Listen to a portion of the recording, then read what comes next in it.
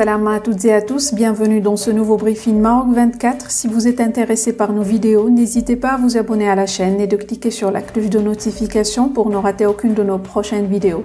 Aujourd'hui, mercredi 18 mai 2022, on a choisi de partager avec vous l'essentiel d'une analyse réalisée par le 360 intitulée « Quand le porte-voix de la junte essaie d'exporter vers le Maroc le complexe dont souffre son pays » et qui revient sur la réponse de l'envoyé spécial chargé des pays du Maghreb au ministère algérien des Affaires étrangères, Ammar Bellani, au propos de M. Omar Hillel, représentant permanent du Maroc à l'ONU. Dans sa déclaration à l'APS, le pseudo-diplomate algérien indiquait que pour lui, le Maroc comme État moderne a été fondé par le résident général du protectorat français, le maréchal Lyautey, dont la statue équestre est toujours à Casablanca. Dans la même sortie médiatique, Bellani va même jusqu'à jouer sur les principes universels de droit à l'autodétermination pour évoquer le soi-disant droit à l'autodétermination du RIF. Pour plus de détails sur le sujet, restez avec nous. Réagissant à la leçon d'histoire administrée à l'Algérie par Omar Hillel, Ammar Bellani n'a pas trouvé mieux que de s'attaquer à l'histoire récente du Maroc. Connaissant celle de l'Algérie, guerre antérieure à la présence française, il y a comme une mystification éhontée. Le seul tort de Omar Hillel était de répondre aux habituelles allégations fallacieuses de l'ambassadeur d'Algérie sur l'autodétermination du peuple sahraoui et la situation des droits de l'homme au Sahara marocain. Dans des propos rapportés par l'agence officielle algérienne APS, Bellani va jusqu'à outrepasser ses prérogatives d'érupteur attitré du régime pour s'ériger en historien de pacotille. Pour lui, le Maroc comme État moderne a été fondé par le résident général du protectorat français, le maréchal Lyautey, dont la statue équestre est toujours à Casablanca. Connaissant le véritable complexe algérien vis-à-vis de la France, son géniteur, et sa jalousie envers son voisin qui dispose de ce qu'elle ne pourra jamais acheter, une histoire. Ammar Bellani gagnerait d'ailleurs à se dégoter une invitation au consulat de France à Casablanca, pour voir de ses propres yeux, que la statue en question est dans l'enceinte du dit consulat, un territoire français, et non à Casablanca. Au demeurant de Lyautey, monarchiste convaincu et grand amoureux du royaume et de sa civilisation millénaire, à laquelle il vouait un véritable culte, les Marocains ne gardent d'ailleurs que de bons souvenirs. Si Hubert Lyautey vouait une admiration sans faille à la nation marocaine et à sa civilisation millénaire, il n'en est pas de même pour l'Algérie. Et puisque Bellani aime citer Lyautey, il faut lui rappeler ce que ce dernier a dit à propos de l'Algérie. Alors que nous nous sommes trouvés en Algérie en face d'une véritable poussière, d'un état de choses inorganiques, où le seul pouvoir était celui du déi turc, effondré dès notre venue.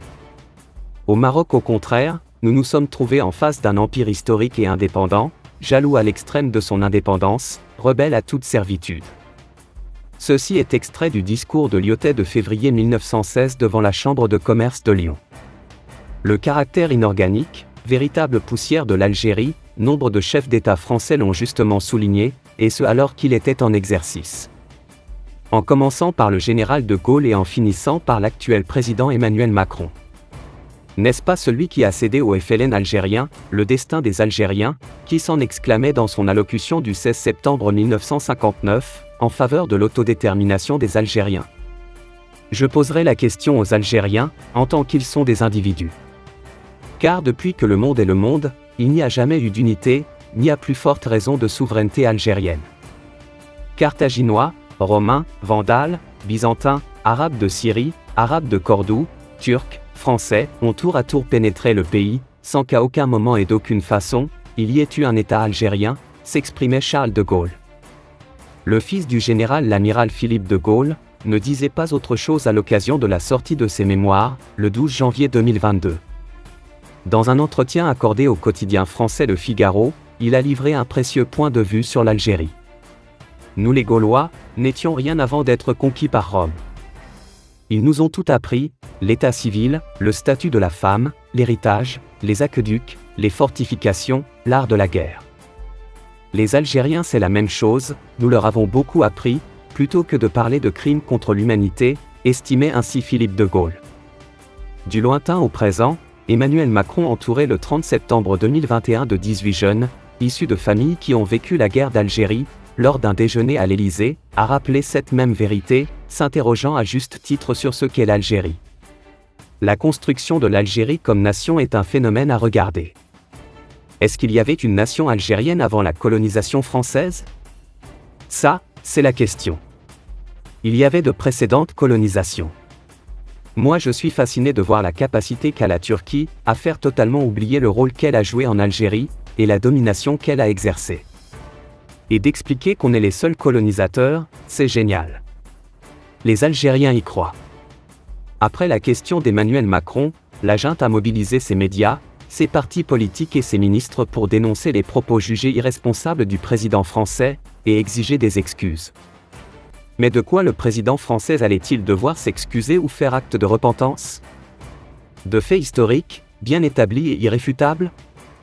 Quant à Bellani, qui souffre de plusieurs maladies chroniques, et qui avait demandé selon un média algérien, naguère proche de Gued Salah, et aujourd'hui à l'arrêt, à rester en poste à Bruxelles rien que pour bénéficier de bons soins médicaux.